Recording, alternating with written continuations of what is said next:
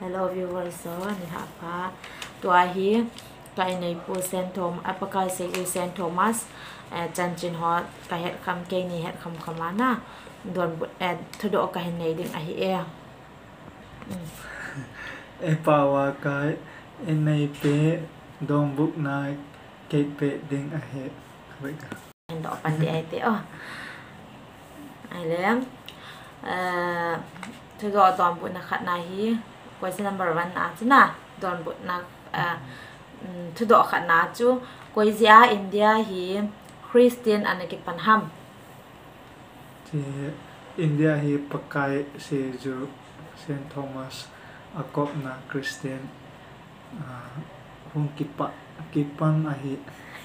Okay. Question number 2 na Thudoh ni na chuna India hi itih Christian anei hipan ham.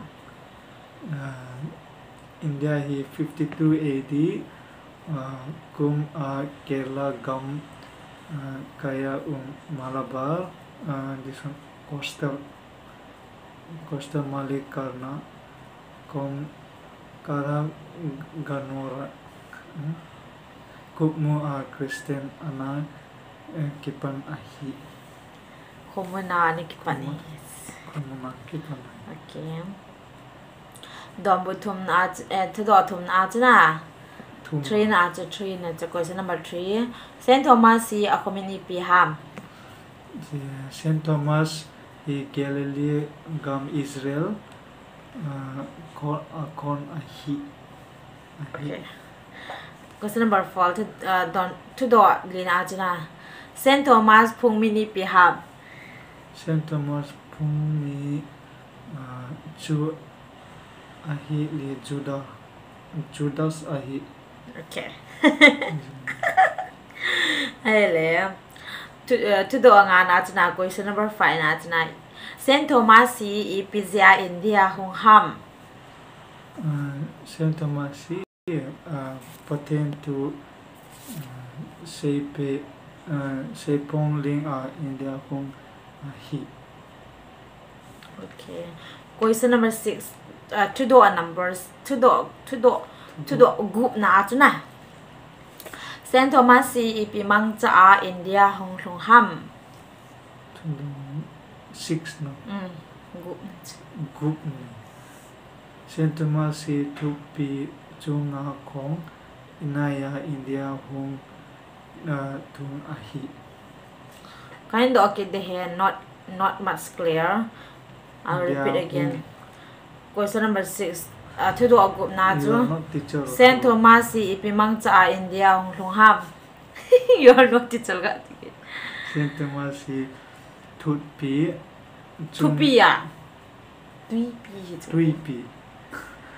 tuipi chunga khong inaya India hung ahi.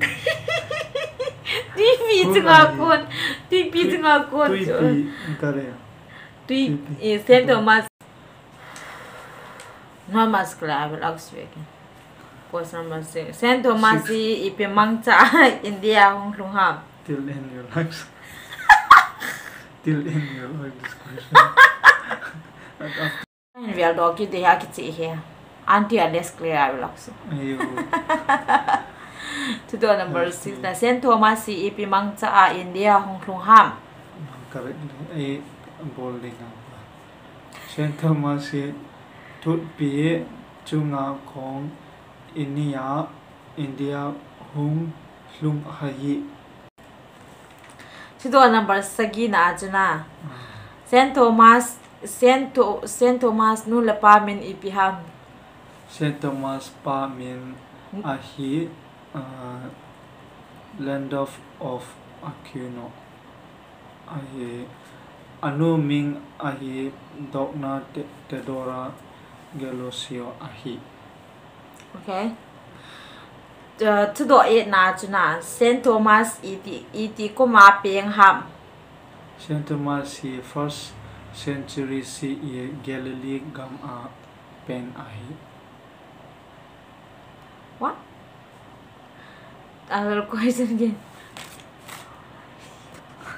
Thudoh number 8 ka hin do phat ki de aji chu ki chi lo ja vial vela ka hin ya ma chim ta chu Thudoh number 8 na chu na Saint Thomas itih koma Peng ham Saint Thomas hi 1st century CE Galilee gam a Peng a hi good adi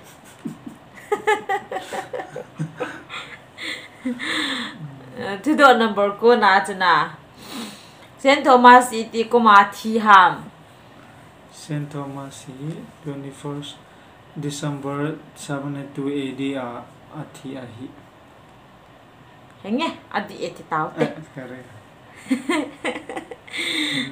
le Thudoh number som na chu na 10 na Saint Thomas in penpi sopi ijat anei Saint Thomas in penpi cha mi get a hi yin ama hi a uncha len wa aneo pen a hi au chala 11 na chu na Thudoh som kha na chu na Thudoh 11 na chu na Saint Thomas kum ijat ahi athi ham 11 na Saint Thomas hi kum 53 CE a hi in a hi e where ahi e 88 I is for you ahi e Matthew e mo ana ti mi Timothy tho ta Timothy hong zao de tai ti mi Donbut 11 na chu 11 na ki chi lo zia vela ka hen do ke de question number 11 na ha ko I will answer Saint Thomas kum ijat ahi athi ham Saint Thomas hi kum 53 CE a hi in athi e your voice cannot help move me go with it number somla ni na hi na 12 na chu Saint Thomas kum ijat hoilai gam Saint Thomas kum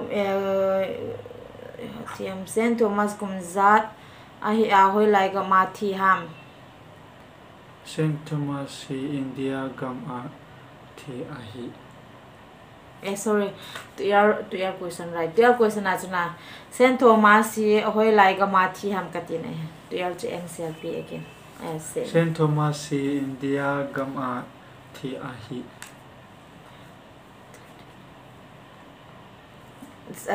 Thudoh som na tum na chu na thokang kha kam chu thokang kha kam ye Saint Thomas jinu minipi ham Saint Thomas jinu min chu a hi le raman a hi Rama Rama and then somli na chu 14 na chu Saint Thomas in cha ijat anei ham Saint Thomas in chu a li anei yen a hi Saint Thomas in cha ijat nei ham Saint Thomas in cha li anei yen a hi somlanga na chna Saint Thomas hoilai ya ki vui ham Saint Thomas hi India gam sunga Mailapur kong Madras Tamil Nadu athi a hi no the 15 na chi or somlanga na chu na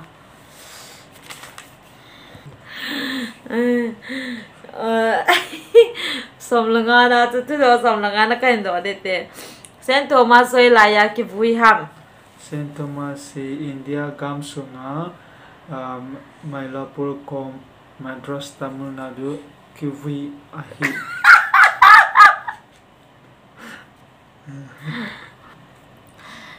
so Thudoh som la gup na chuna 16 na ta cho Saint Thomas hi koizit atha ham Saint Thomas hi mi ai se Hindu temple kali in ata ahi ai le yang se cho jealous chu e ho pawa yang se hin lo dham na Saint Thomas chu kona tha mi ti a hele Hindu temple na meng se Hindu temple kali in tha he 17 na chuna somsigina Saint Thomas ipizia tha kham aze kha chu ahi le Hindu mi tempi Saint Thomas zal a India gamsunga Christian aput be jeng ahi aje kha chuna Hindu tampi Christian Hindu tampi Saint Thomas zala in India gamsunga Christian apun be jeng je he na thana je somlegen na 18 na chuna Saint Thomas in itih masanga India gampum pi a Christian ijat asim do an question to kinwa Saint Thomas in itih masang in India gamsunga Hindu mi 400 Christian in ana lalut in ahi 400 je pawa ijat ta 18 na cho somlegen na Thudoh chu kain do ke de he Saint Thomas in itih masanga India gampum pi sunga Christian ijat asim do ham jali jali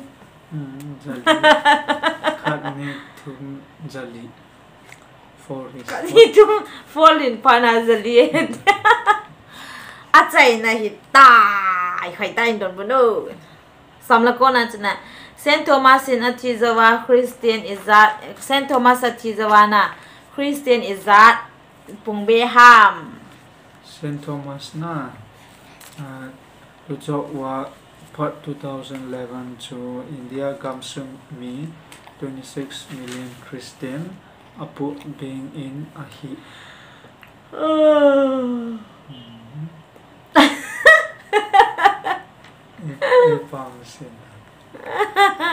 timi la ka sa hichan chai timi hinchan chai hete seta hichan in chai tang e timi seta kipa ume ka kipa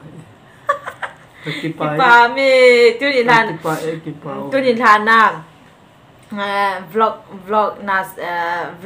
apat na hezna na keni no pan pakai seijui ho na aban ba na he na keni her kham khama he to do le don bu na kan kene honde he ana ahi achu je achu e video ong hai lo mai the na lo mai the asemji asu zane edit ading awai sem chu bol thum lo he jina chu keni chu natural hi jina chu na hung na lo mai the ya he ba nga abi ho jo se akichi lawa la ko nei pau ke pawa don bona hen pe chu akichi lawa hala comment na ne hin dong tao o kichi na ken sei pi de ken sei pi de a he ya to a ko ke hin Thudoh hen bolong chu kichi lo mai the lo la adi lo athing lel au ma he le comment na correction nên số để bé bên lăng nên hình hiểu bên lăng nên hình xây bé nên hình xây bé bên lăng cái này Donbut đàn chú nên hết thì lo mà lấy cái comment này in động luôn nè thank you các cái bảo vệ các cái bảo khát đến bên ba mẹ thiếu emoji Timothy luôn boy same apa to video các cái bảo xây đặt các cái bảo timi ki pau me